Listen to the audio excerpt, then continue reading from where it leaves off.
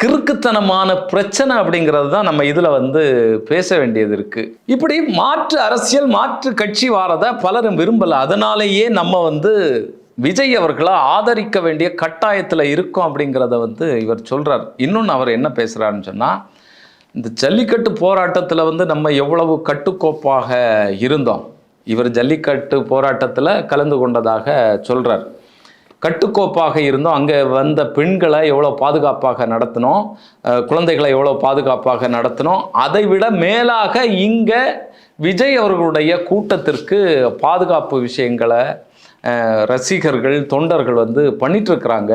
அதற்கான ஆதாரம்னு சொல்லி ஒரு ஆதாரத்தை வந்து காட்டுறார். ஏதோ ஒரு பெண் வந்து ஃபோனில் தொலைபேசியில் பேசினதை ஆதாரமாக காட்டுறாரு.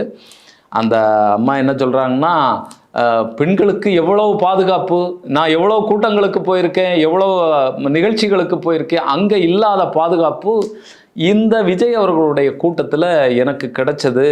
அக்கா தண்ணி வேணுமான்னு கேட்குறாங்க, உணவு வேணுமான்னு கேட்குறாங்க, பாதுகாப்பாக இருக்கிறீங்களான்னு கேட்குறாங்க.